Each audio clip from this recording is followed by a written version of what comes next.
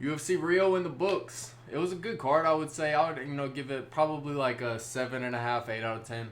I think for me, the crowd at Brazil, and I understand you want your guys to come out and win, but man, when their guys are not putting on good performances, you do not hear a peep out of the Brazilian crowd.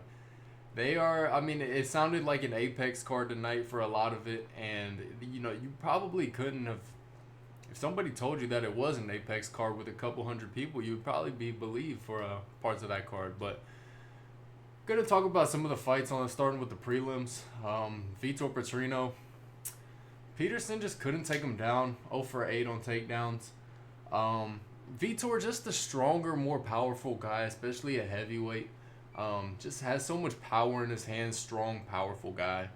And, he just put Petersen's lights out, man. I mean, that was a vicious, nasty knockout. Moving forward, Filho subs Clayton Carpenter at the end of round 1. Man, this was a sweet fight while it lasted, but, man, that Kimura that Filho had got on Carpenter, that was just gross. And, I mean, it was a good matchup, even fight. Odds maker saw it, but what a Kimura. I mean, that's a very nasty submission, and that was a very entertaining fight. Lucas Almeida, Michael Aswell. Lucas comes into fight week, and you see him at the weigh-ins with a clearly broken right or left hand. I want to say his right hand was just clearly broken at the weigh-ins and whatnot. Like, you could visibly see that. I mean, the swelling and everything was there, and you could tell in this fight he did not want to throw that right hand at all. Surprised the odds didn't move to Michael's favor more. I don't know if these are updated odds at minus 270 right here, but I know some sports books I want to say had him first round knockout from Michael Aswell. That was a plus 400 bet. So if you bet that, you cashed in. Congrats, man. But I mean, this was just not close at all, and you could tell Lucas was very uncomfortable in there. I don't know why he fought. I don't know the story or anything behind that logic, but it is what it is, and that's the result that we got. Ofli subs the Brazilian Ricardo Ramos, just silenced the crowd. Very quick submission. Some drama in this fight, but I mean, I want to say, yeah, this is his first UFC win, so good for him. Getting in the win column. See what's next for him at 32 years old. Just see where he goes from here. And then moving forward, we got Mario Pinto. Plus 105. Just absolutely dominated. And he killed it on the mic as well. This is now his technically third win. If you want to count the Contender Series, this is his third win in the UFC. Just killed it on the mic and he killed it in the cage. So, I mean, you can't really ask for a better performance than that, man. I mean, on the feet, on the ground, just dominated Diniz everywhere and beat a Brazilian in Rio. I mean, anytime you walk into Rio and beat a Brazilian and you silence that crowd, I mean, it's going to get spooky, but I mean, it makes a name for yourself and it puts you on the radar. So, good victory for him. Heavyweight, undefeated. See where he can go from here. Moving forward, man, this was a very, very interesting officiated fight. Should have been stopped in round 2. Joel Alvarez moves up to 170 to fight Vicente Luque in Rio, his hometown. And you look at these total strikes, significant strikes in the control time. 6.5 minutes of control time. So you have a full 5-minute round plus a minute 30 of control time. He only took him down once. This was Luque's shot in round 2. Luque shoots on Alvarez. Alvarez reverses the position, and Joel Alvarez just proceeds to beat on him for 2.5, 3 minutes to end out round 2. This was, to me, a very, very ridiculous no call. I mean, I don't know why this fight was not stopped.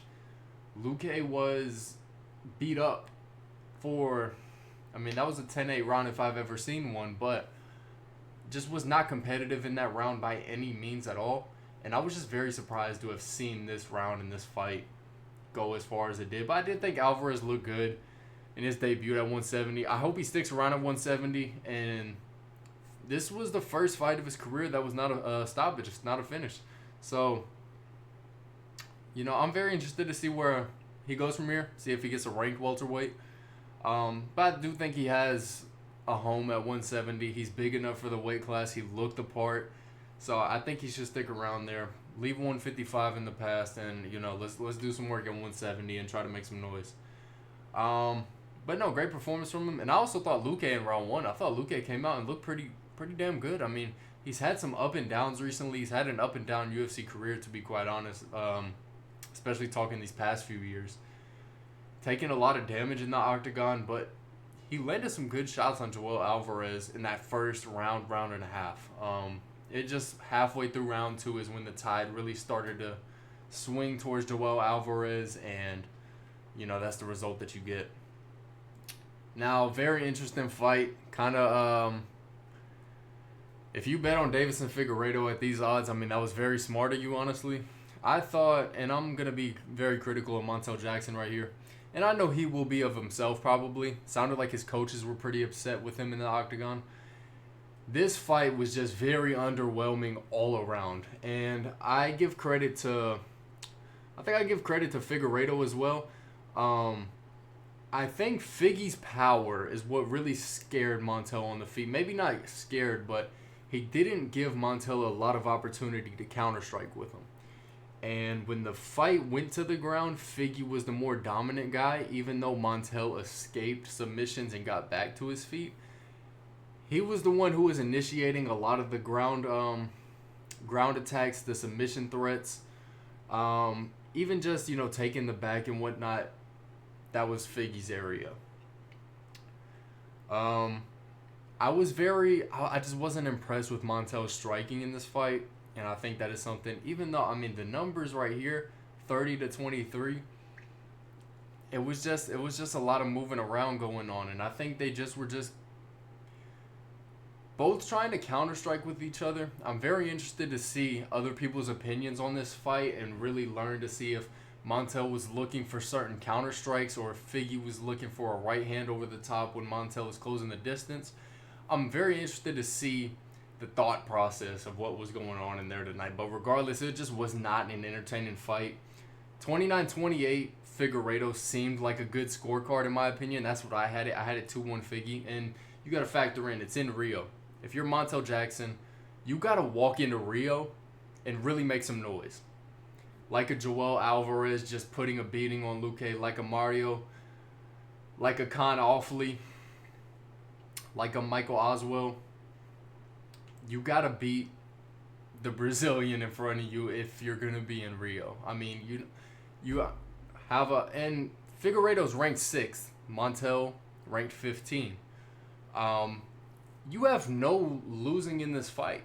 If you go in the cage and you give it your absolute all, but you fall up short, it's like, okay, but I stuck in there with a top 6 guy. I know I belong here. I feel like he could have learned a lot more had he just had more output on the feet. And I think his jab was very good, and it was very fast jab. And I just wasn't too impressed with Montel's performance in this fight. Let me know what y'all think down in the comments about Montel Jackson's performance. I just want to get a better understanding of his game plan or his thought process. Or if he was just, you know, came out slow, bad night in the office. I mean, it happens, you know, especially going to Rio, fighting outside of the country.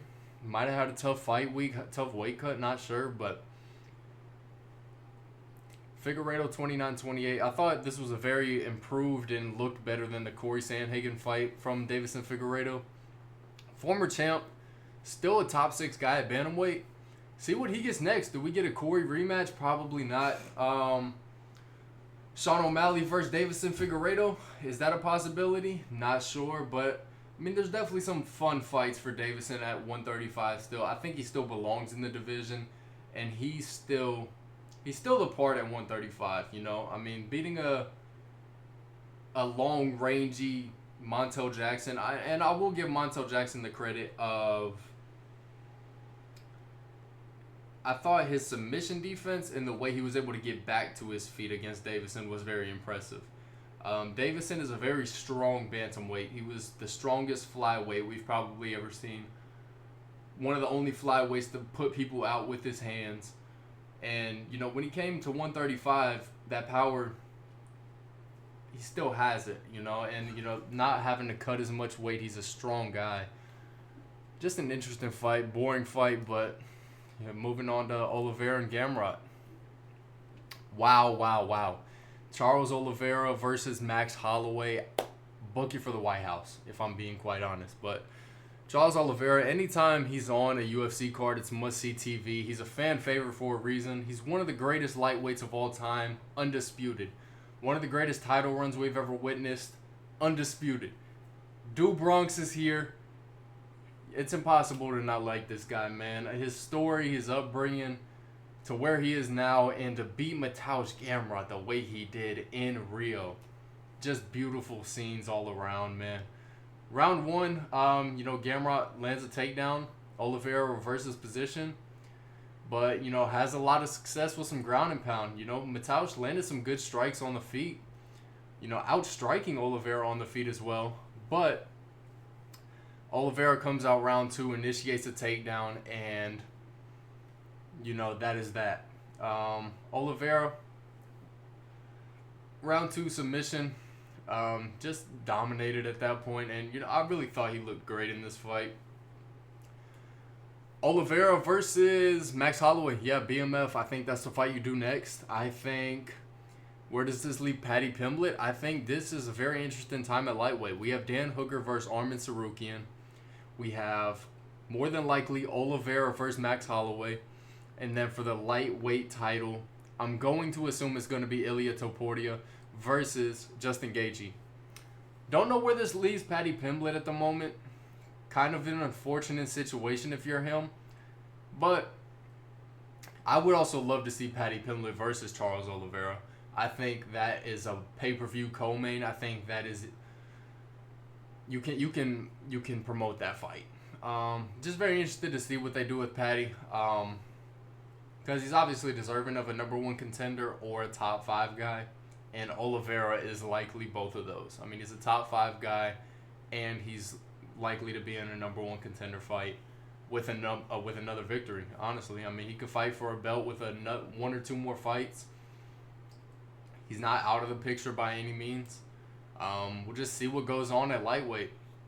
But I was very impressed with Charles in this fight on the feet. And, you know, to come off a knockout, you know, 100 and some change days ago, and to turn around that quick, a devastating, vicious knockout, like I'm talking lights are out. He said all week that, I mean, this was not going to phase him going into the Gamrot fight. And that is what we saw out of Charles Oliveira. We saw a focused, we saw the Predator. He changed his nickname from Do Bronx to the Predator. And I think that is what we saw out of Charles Oliveira tonight. We saw a guy who came to win and take over Rio. And that is what we needed out of Charles after, you know, the devastating Topuria knockout.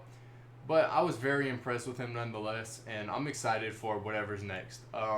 Everybody's trying to get on the White House card. I'm interested to see who gets on it at this point because everybody's asking to be on it. We still got January, February, March, and April and May before we even talk about the June card. So I'm interested to see if these cards are just going to absolutely blow before, you know, the June event, or if we're going to see some good fights on any of these pay-per-views, because nobody wants to fight on any card except for this White House card. Everybody's asking to be on it, man. That's going to be a special weekend, a special fight. But nonetheless, UFC Rio, I was very impressed with Charles. Davison, Montel Jackson, not as much. And Joel Alvarez, welterweight debut was a success, 26-30. I mean, factoring in the 10-8 round in round two, just absolutely dominated Vicente Luque in Rio. Give me your thoughts in the comments. Let me know what you want to see next out of all the fights that I covered, and I'll see you on the next one. Peace.